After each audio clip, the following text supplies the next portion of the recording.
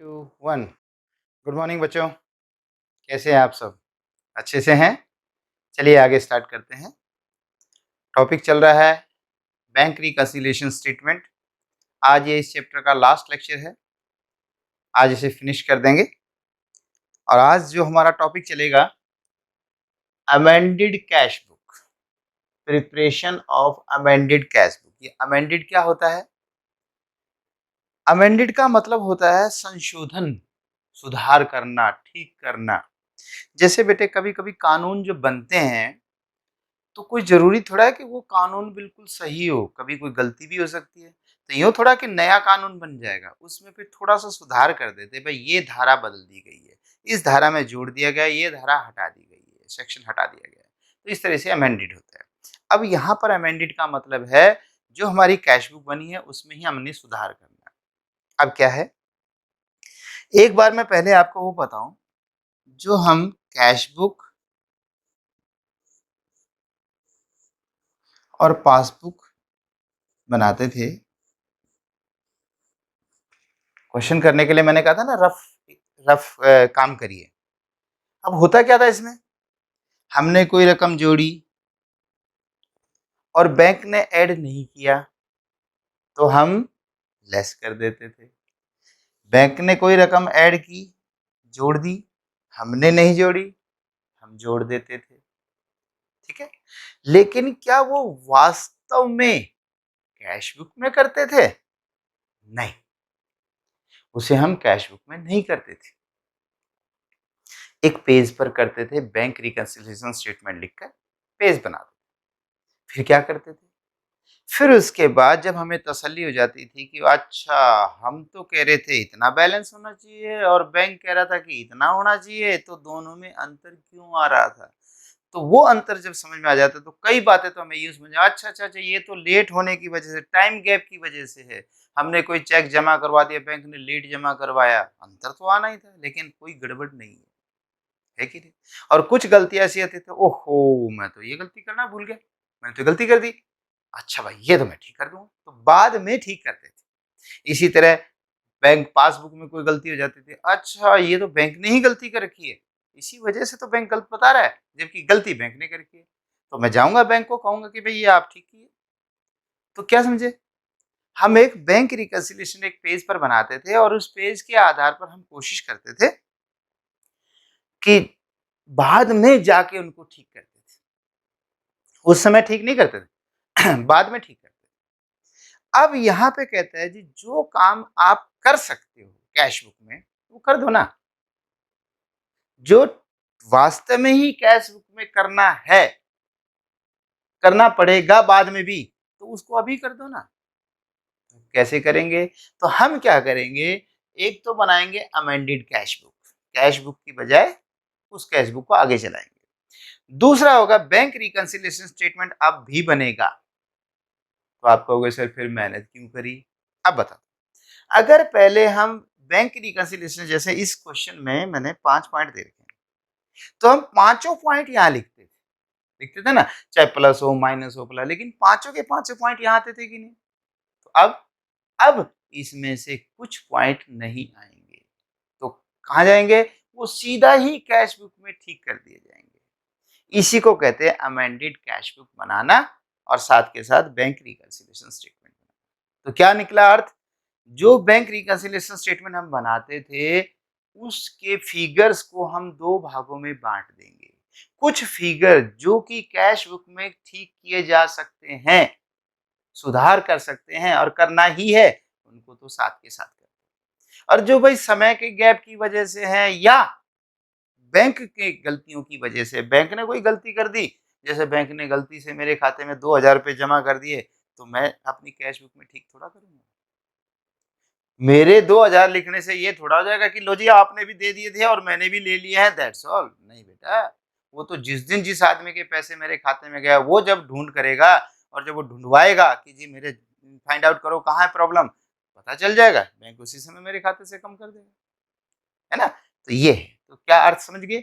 सारी लाइन का एक अर्थ है, बैंक रिकन्सिलिएशन स्टेटमेंट में जो चीज़ें हम बाद में ठीक करते कैश बुक में, यानी अभी तो करते, ठीक है एडजस्टमेंट करते, लेकिन बाद में हम उन्हें करना पड़ता, और वास्तव में जेन्युइन है, वो करना चाहिए, तो हम उन्हें इसमें ना करके इसमें करेंगे। अब आप सवाल कैसे करोगे?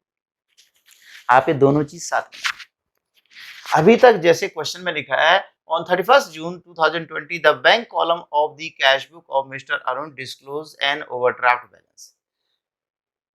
Bank column of cash book ये रही, इसका बैंक कॉलम रहा, बैंक कॉलम डेबिट भी है क्रेडिट भी है। डिस्क्लोज एन ओवरड्राफ्ट बैलेंस, एक ओवरड्राफ्ट बैलेंस को डिस्क्लोज कर रहा है, शो कर रहा है। ओवरड्राफ्ट कौन सा होता है इसके हिसाब से, कैश बुक के हिसाब से क्रेडिट बैलेंस।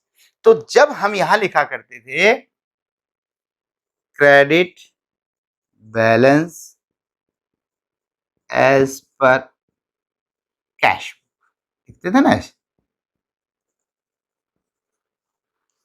और फिर क्रेडिट बैलेंस था तो 20,000 रुपए था तो 20,000 क्रेडिट में लिख देते हैं, माइनस, क्योंकि वो माइनस था, अनफेवरेबल था। लेकिन इस बार इसे यहां नहीं लिखना, और अभी इसे क्रेडिट में नहीं लिखना है, मतलब ऐसे लिखना ही नहीं है लाइन, पर मैं इसलिए लिखे रख रहा हूं क्योंकि मुझे बाद में आना है, यहीं पहुंचना है। पर ये नहीं पता डेबिट बैलेंस से चलूंगा कि क्रेडिट, हाँ चलूंगा कैशबैक से, इसलिए मैंने फिलहाल लिख के रख दी। तो कहाँ लिखेंगे? अब आप असली कैश बुक देख रहे हो, असली कैश बुक, और कैश बुक में बैंक ओवरड्राफ्ट बता रहे हैं, तो बेटा ओवरड्राफ्ट तो इधर होता है, बाई बैलेंस बीडी, 20,000। अगर क्वेश्चन कहता कि उसका डेबिट बैलेंस था तो मैं यहां लिख देता टू बैलेंस बीडी, और मैं डेट के कॉलम नहीं बना रहा, याद है आपको? डेट के भी बनते थे, होने चाहिए, डेट के भी होने चाहिए, ऐसे तो इसमें कैश का कॉलम भी होना चाहिए, साथ में लेजर फोलियो का भी, वाउचर नंबर का भी, सारे कॉलम होने चाहिए। पर मेन बात अब आपको मेन समझा रहे हैं, आप कर चुके हो। और देखिए मैंने ऊपर क्या लिख दिया ब्रैकेट में, बैंक कॉलम ओनली, कि सर मैं सिर्फ बैंक कॉलम बना रहा हूं, मैं सारे नहीं बना रहा, मेरे को पता है कि फिलहाल मुझे फोकस इस पे करना है। चलिए बेटा आगे देखिए,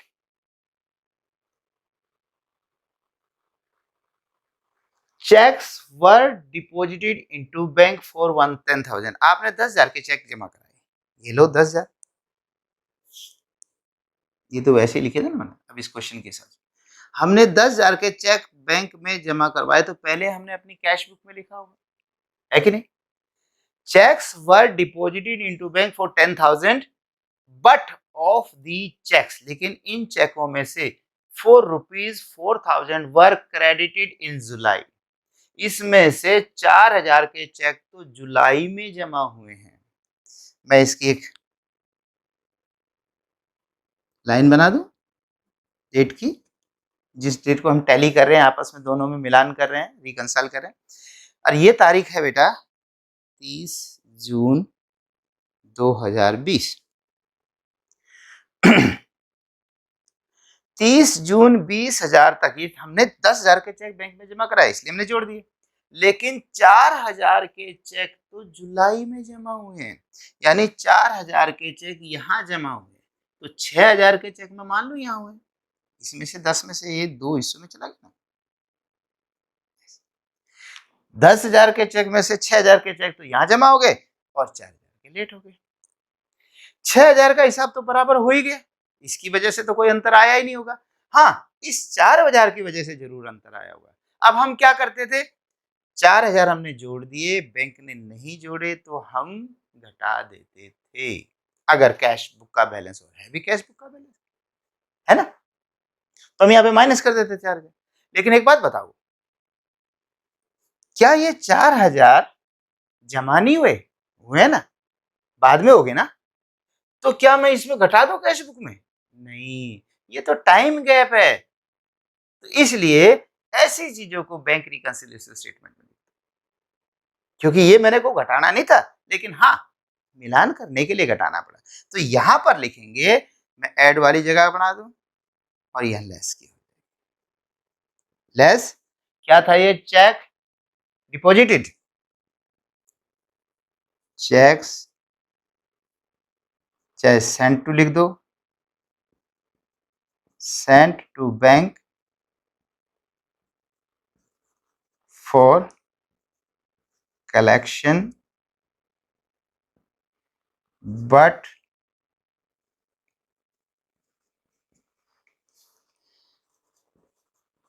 deposited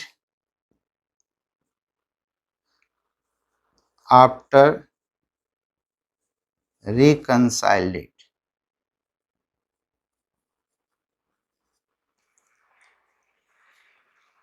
ठीक है, that is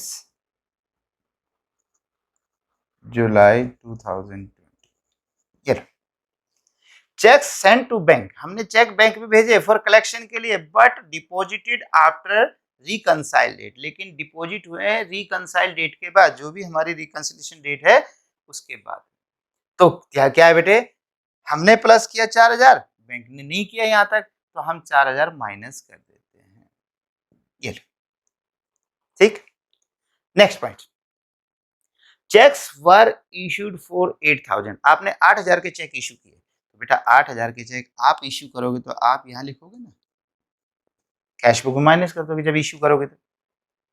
out of which cheques for 6000 had been presented for payment in June, इसमें से 6000 के चेक हैड बीन प्रेजेंटेड हो चुके हैं फॉर पेमेंट इन जून, जून में ही पेमेंट के लिए उपस्थित हो गए 6000 के चेक। तो जब 6000 के चेक हो गए तो इसका मतलब है 6000 के चेक तो यहाँ पेमेंट हो ही गए होंगे, और 2000 के बारे में तो इसने अभी कहा ही नहीं। तो या तो ये लेट पेमेंट के लिए उपस्थित हो जाएंगे, या अभी हुए नहीं हो, मतलब हो चुके होंगे, लेट हो गए होंगे, या अभी या हुए नहीं होंगे, और तो कोई इशारा में समझ नहीं पा रहा। कहता है जी 8 में से 6000 के चेक तो इसी महीने उपस्थित हो गए, तो मान लिया मैंने हो गए 8000 में से 6000 के, तो बेटा 2000 के अभी नहीं हुए हैं, तो या तो नेक्स्ट मंथ में हो जाएंगे या हो चुके होंगे इतनी तारीख तक, लेकिन इस डेट के बाद ऐसा कुछ नहीं लिखा ना। तो बात तो यही है कि 6000 तो मिलान हो गया, 2000 नहीं मिला। 2000 क्या है, हम 2000 घटा चुके और बैंक ने 2000 नहीं घटाए, तो क्या करें, हम इन्हें जोड़ दें। तो जोड़ेंगे तो यहाँ पे ऐड में आ जाएगा cheques issued but not yet, लेकिन अभी तक नहीं हुआ, but not yet presented for payment, लेकिन पेमेंट के लिए अभी तक उपस्थित नहीं हुए, और 2000 रुपए के मैं यहाँ ऐड कर, ये टाइम गैप है, समय का गैप है। Next, the bank has debited mister Arun with 3000, bank ने मिस्टर अरुण को 3000 से डेबिट किया, ये 3000 अरुण के खाते हैं और ये रहा बैंक, और बैंक ने डेबिट किया है, ये डेबिट किया है। डेबिट का मतलब क्या हुआ भाई, माइनस। अगर मैं कहता कैश बुक में डेबिट हुआ तो प्लस, और पासबुक में हुआ तो माइनस, याद है ना, इधर तो प्लस होता है, ये माइनस होता है, इसमें ये माइनस होता है और क्रेडिट में प्लस, ये तो याद है ना। तो bank has debited 3000 Mister Arun, वो था the annual premium on his life policy, उसकी जो व्यक्तिगत जो पॉलिसी, लाइफ पॉलिसी, बीमा पॉलिसी थी, उस वजह से according to his standing order, जो उसने स्टैंडिंग ऑर्डर दिया था, स्थायी आदेश दे रखे थे कि भाई पे कर दिया करो, मेरी ये पॉलिसी है, कोई किराया देना है, ये स्टैंडिंग ऑर्डर होता है, बैंक को पहले से हम कह देते हैं जी दे दिया करो, मुझे बार बार पूछने की जरूरत है, तो बैंक ने पे कर दिए। अब जब स्टैंडिंग ऑर्डर होता है तो स्टैंडिंग ऑर्डर की खास बात होती है कि बैंक कर देता है काम, तो हमें तो सूचना नहीं है ना, हमें तो अब मिलेगी सूचना। तो बेटा क्या हुआ कि बैंक ने 3000 रुपये लेस कर दिया और हमने 3000 लेस नहीं किए, तो क्या करना चाहिए, हमें लेस करना चाहिए, है ना। अब एक बात तो कहूं मैं, यहाँ पे लेस करें, ठीक है, लेकिन ये बताओ क्या ये बाद में वास्तव में कैश बुक में लेस करने पड़ेंगे, बैंक ने लेस कर दिया और हमने नहीं किया, तो एक बार तो मैं यहाँ लिखूं, यहाँ क्यों लिखते ताकि मिलान हो जाए, लेकिन फिर सही बताना, बाद में जब ये रिकंसिलिएशन को पढ़ेंगे तब कहेंगे जी ये तो करना ही पड़ेगा क्योंकि बैंक ने लेस करके है, तो भाई मुझे तो लेस करना पड़ेगा, मैं कैसे बैंक से बहस करूंगा, नाजिल लेस नहीं होगा, ये तो सही बात है। तो बेटा इसका मतलब इसे तो कर ही देना चाहिए। तो ये कैश बुक है, कैश बुक का बैलेंस जानते हो, डेबिट में प्लस होता है, क्रेडिट में माइनस होता है, ये बैलेंसेस ध्यान रखना। तो यहाँ पर क्रेडिट में लिखा जाएगा, ये यहाँ नहीं लिखेंगे, पहले यहाँ लिखो फिर यहाँ लिखो, यही तो बचाव कर रहे हैं, यही तो बैंक अमेंडेड कैश बुक बना रहे हैं। तो यहाँ पे ये मामला क्या था, ये था लाइफ इंश्योरेंस पे स्टैंडिंग ऑर्डर बाय ड्राइंग्स। जी हाँ, क्योंकि लाइफ इंश्योरेंस का हम खाता नहीं बनाया करते थे, याद करो, अगर हम करते थे कि लाइफ इंश्योरेंस पेड, तो ऐसे में हम लाइफ इंश्योरेंस का अकाउंट नहीं बनाते, हम तो कहते थे ड्राइंग्स होगी, तो drawing debit, drawings account debit to, या तो कैश पे करते थे या बैंक से पे कर सकते थे। तो हमारा फिलहाल तो बैंक से पे हुआ, तो बैंक से हो गया, तो इसलिए ड्राइंग्स होगा। ठीक है, ड्राइंग्स समझ में आ गया। और कितना था, 3000, ये लीजिए, ये है इमीडिएट कैश। अब उसके बाद fourth point, bank column of the credit side of cash book was undercast bye 2000। Bank का जो बैलेंस वो है, वो हो गया है bank column of credit side of cash book, ये रही कैश बुक, इसकी क्रेडिट साइड ये अंडरकास्ट लग गया, कम लग गया है। अब देखिए कम कैसे लगा,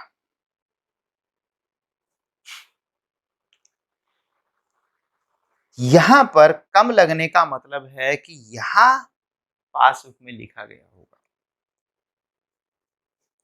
2000 रुपए से है bank column of credit side of cash book version, 2000 रुपए कहीं बैंक ने कर दिया होगा। अब मुझे ये तो नहीं पता इसने किस बात से किया, और कहता है जी ये साइड कम होगी, तभी तो कम होगी ना जब ये अप होगी, है ना, और कम लगी हुई है। अब क्या है, अगर मैं इसका सुधार भी करूं कि बैंक ने माइनस कर दिया, हमने माइनस नहीं किया, तो हम माइनस करेंगे, तो एक बार तो मैं कहूँ यहाँ लिखेंगे। लेकिन एक बात बताओ, जब अंडरकास्ट हो गया है कि कैश बुक में गलती से मतलब अंडरकास्ट है, कम लिखी है, तो इसको ठीक तो करना ही पड़ेगा ना, तो क्यों नहीं इसको अभी माइनस कर दो। तो माइनस इसमें तो देखो ये इधर होता है, यहाँ पर 2000 रुपये माइनस होंगे बाय एडजस्टमेंट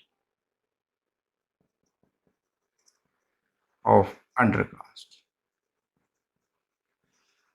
लो जी, जो अंडरकास्ट था उसको ठीक कर दिया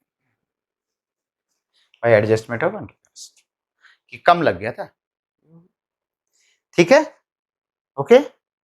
next, a charge for rupees 1000 issue to mister, नहीं सॉरी चेक है, a cheque for rupees 1000 issue to mister Kapil was entered in the cash column of the cash book. हमने चेक दिया 1000 का मिस्टर कपिल, ओके। जब आप चेक दोगे तो आप चेक लिखोगे यहाँ पर 1000 रुपये का पेमेंट करोगे तो, और फिर बैंक करेगा इसको डेबिट साइड में 1000 का, थोड़ा जगह कम कर दो, मतलब खाली कर देता हूँ, तो बैंक करेगा यहाँ पे 1000। लेकिन कहता है कि हमने was entered in the cash column of the cash book, cash book के कैश कॉलम में हो गया, कैश बुक के कैश कॉलम में। यहाँ पर एक ही कॉलम और होता था ना कैश का, तो बजाय यहाँ होने के वो यहाँ हो गया। अब बताओ, आप अगर आप सही जगह लिखते, अरे उसको कपिल को चेक दे देते, तब भी पेमेंट होता। अगर आप लिखते ही नहीं, आप लिखते ही नहीं, तब भी चेक पे होता। और अगर आप गलत कॉलम में लिख दो और कपिल को चेक पकड़ा दो, तब भी पे होगा। पे तो होगा ही, लेकिन हाँ मेरी यहाँ गलती हो गई है। तो बेटा इसका जब मुझे पता चल गया कि हमने यहाँ पर नहीं लिखा, यही मतलब है ना, नहीं लिखा, देखो हम तो बैंक कॉलम देखेंगे और बैंक ने 1000 कर दिया होगा, तो होता था कि हमने माइनस कर दिया, नहीं बैंक ने माइनस कर दिया, हमने नहीं किया, तो हम भी करेंगे, है ना। अब एक तो मैं अमेंडेड बुक में करूं, फिर बाद में रियलिटी में करना पड़ेगा कि नहीं, क्योंकि यदि हमने नहीं किया तो करना पड़ेगा। तो बेटे अब कर दो ना, सीधा का सीधा कैश में कम कर दो, सीधा कर। अच्छा, तो यहाँ पे लिखेंगे बाय, क्या मामला था ये, रॉन्ग कॉलम, बाय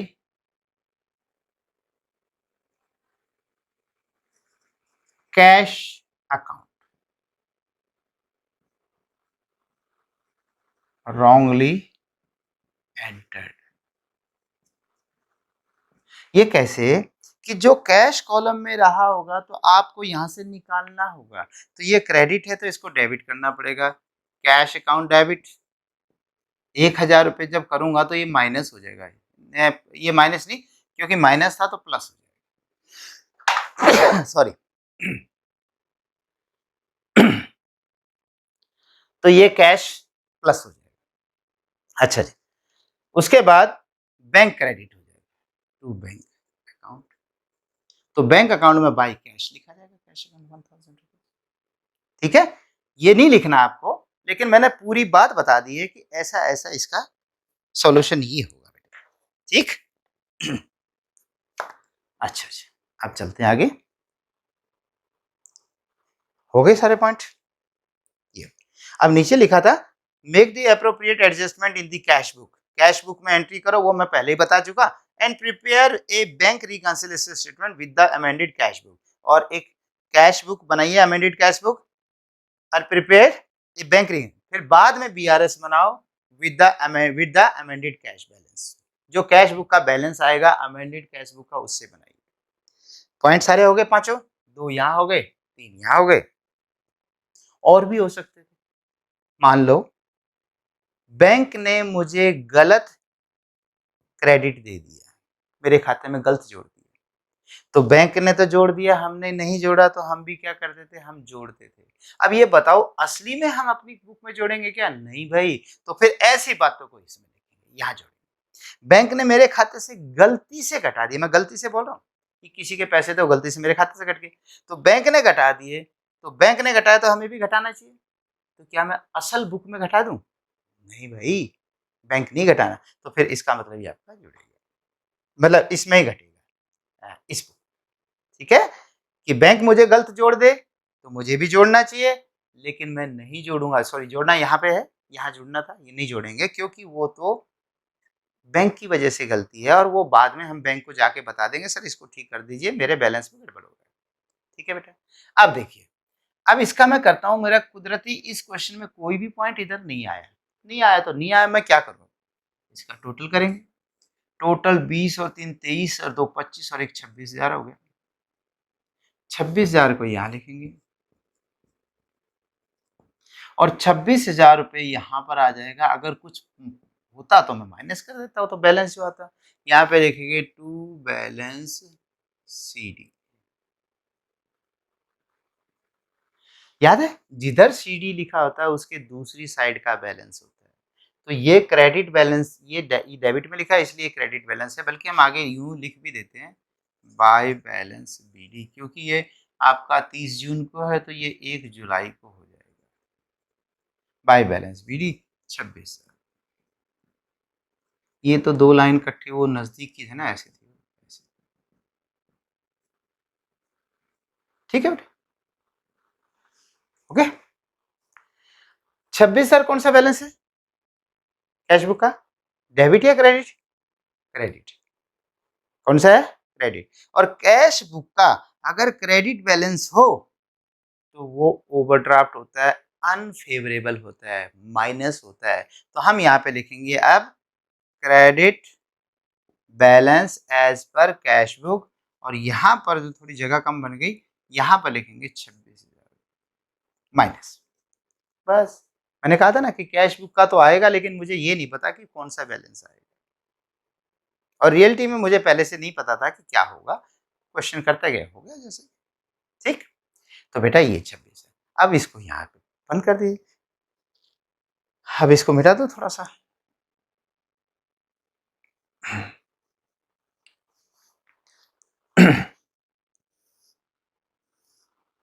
लीजिए, 26 और 4 30,